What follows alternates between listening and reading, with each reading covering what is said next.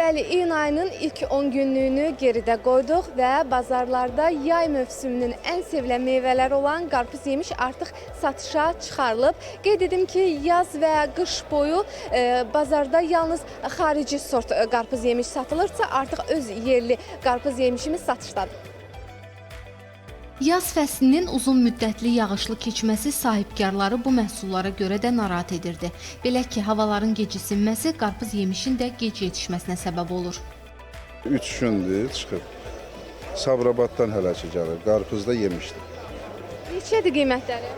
Qiyməti 1 manat 50 qəpik. Qarpızın da yemişin də kilo hələ təzədir deyə biraz baha çıxır 5 manat. Hava ilə əlaqədar qarpız indiyə məsələn içi tünd qırmızı olmalıdır. O İstədiyimiz deyil. Bundan bir 10 gün qabaq, 15 gün qabaq İran qarpızı alırdılar. İstər-istəməz dadında fərq var. Amma öz qarpızımız gördüyünüz ki, kəsmişik. Müştəri də gəlir, qarpızı biz kəsməyib vermirik. Yerli məhsulumuz turistlər tərəfindən də çox sevilir. Çəkiliş apardığımız zaman Belarusiyadan xüsusi olaraq Azərbaycan qarpızını almağa gələnlərin də olduğunu gördük. Qarpız gözlərinin qabağında kəsilib qonaqlara təqdim olundu.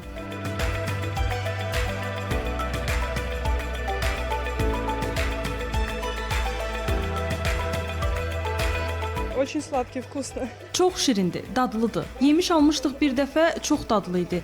İndi ikinci dəfə də gəldik ki, yenə alaq. Bu il yerli qarpız yemiş almısınızmı? Təzə çıxıb bazarlara.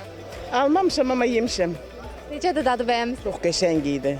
Yəni yeyəndə fikirləşdim ki, yaxşı olmayacaq. Bu vaxtı qarpız yemək çox qəşəng idi. Elə avqust qarpızı kimi daddı.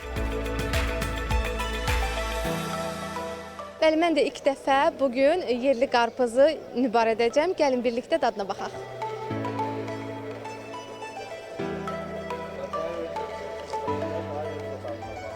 Dadı tamamilə yayın istisinə sərinlik qatan bu məhsulun sətinin torpaqla təmas etdiyi yerin sarı ləkə şəklində olması onun ən yaxşı yetişmə əlaməti hesab edilir.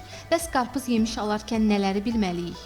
Qarpuzu yaxşı olar ki, ümumiyyətlə kəsilmiş də almayaq. Unutmayaq ki, qarpuz da, qovun da onların glisemik indeksi yüksəkdir. Yəni şəkəri biraz sürətlə qaldıra bilər. Ona görə də yaxşı olar ki, 1-2 dənə fındıq, badam istifadə edək ki, bu qan şəkəri dalğalanmasının qarşısını alaq və miqdara diqqət yetirək.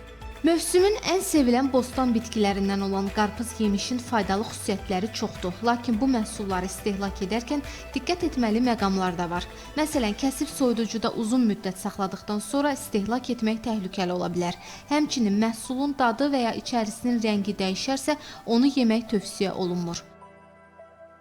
Gülnar İlqar qızı, Zaur Həşimov, Telesəhər.